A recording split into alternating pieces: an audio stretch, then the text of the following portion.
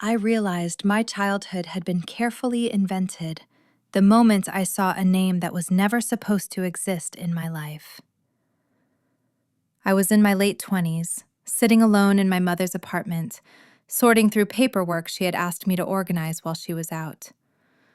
Old insurance forms, expired warranties, medical receipts. Nothing personal, nothing emotional, just administrative clutter. Near the bottom of one folder, a thin envelope slipped out. It wasn't sealed. Inside was a photocopy of a birth certificate. The last name wasn't ours. At first, I assumed it belonged to a distant relative or an old legal case, but my own first name was printed clearly at the top. The date matched my birthday. The city matched the hospital I had been told I was born in. The parents' names did not. I checked it again, then again. I felt a dull pressure behind my eyes, like the room had lost a layer of air. My entire childhood had been built on a simple story. Stable parents, a quiet home. Nothing dramatic. I had trusted that story without ever needing proof. Now I was holding something that didn't fit into it. I didn't confront anyone immediately. I put the paper back exactly where I found it and left the apartment as if nothing had happened. On the walk home, every memory felt suddenly unreliable. I replayed childhood moments in my head, family gatherings, school forms signed by my parents, stories about my birth that I had repeated to friends without thinking.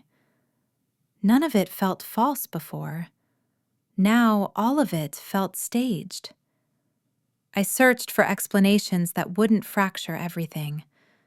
Over the next few days, I started noticing small inconsistencies I had never questioned before. How my relatives avoided talking about extended family. How certain childhood photos were missing from albums. How questions about ancestry were always answered vaguely, then redirected. It felt like discovering tiny cracks in a wall I had leaned against my entire life. I kept imagining conversations I might have with my parents, rehearsing calm questions that wouldn't accuse anyone. At the same time, part of me was afraid of confirming what I already suspected. That the people who raised me had agreed on a version of my life that wasn't true.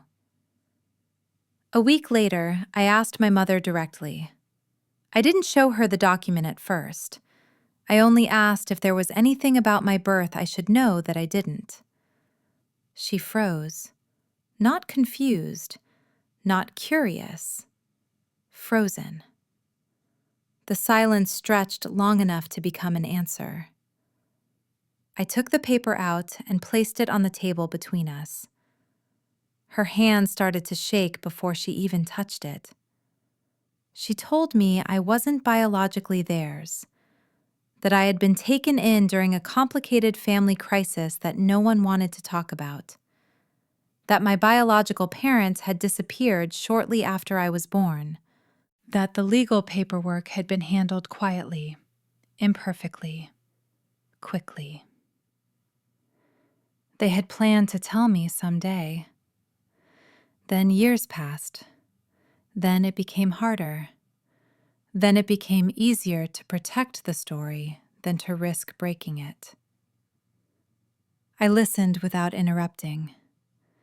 My chest felt hollow, like something essential had been removed without warning. The past I had trusted collapsed into disconnected pieces that no longer aligned.